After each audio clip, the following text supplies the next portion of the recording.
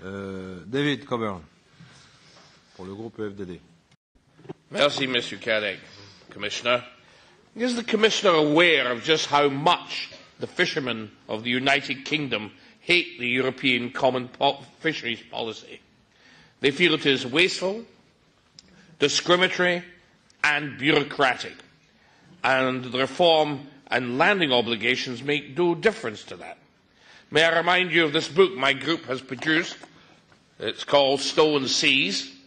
It helps us all understand how the EU's policies can turn people into victims, victims who feel powerless, powerless to stop the abuse and powerless to confront the abusers.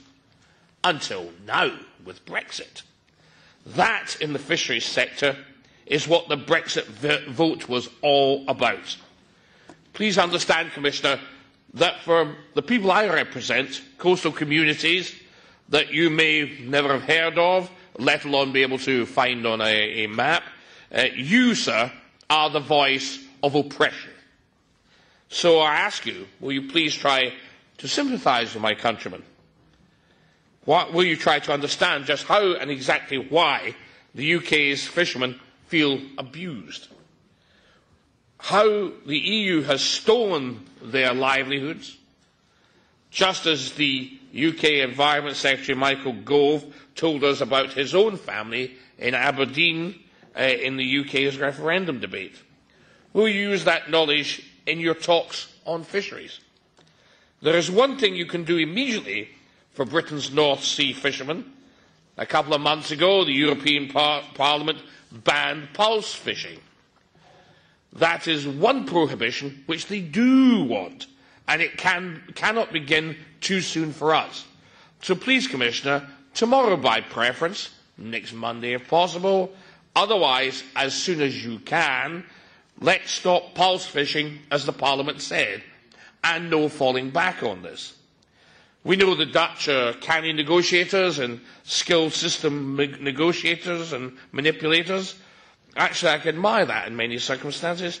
I wish our own UK government was as clever. The incompetent Mrs May take note.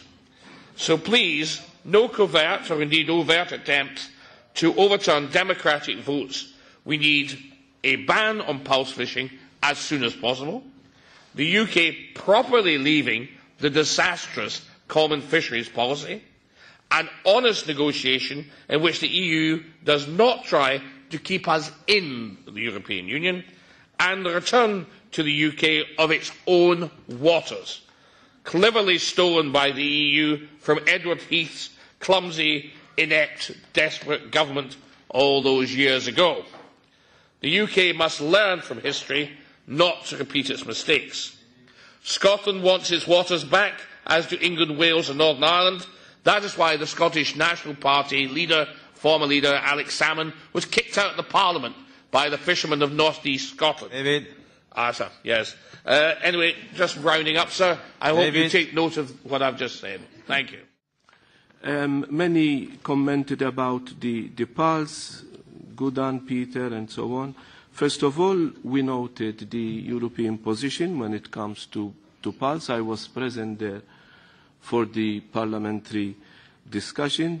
To be honest, I think the discussion was, again, more political than scientific. Why am I saying this? Because we have scientific assessments, and the scientific assessments are very, very clear.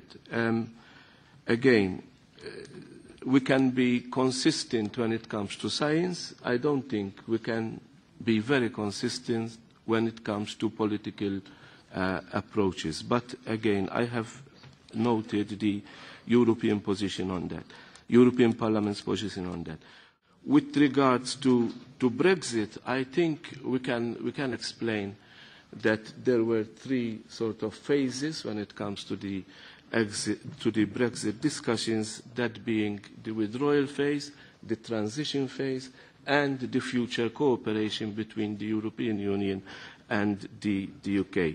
The transition phase, because the first phase is almost over, the withdrawal, the transition phase, which will last till the end, till December of 2020, is also mostly agreed on. During this transition phase, there will be a status quo when it comes to access to waters. There will be a status quo when it comes to trade and the implementation of the CFP. The UK, during the transition phase, will not be part of any discussions, or they will not be part of any international negotiations. When it comes to the setting up of tax and quotas for 2020, the UK will be consulting.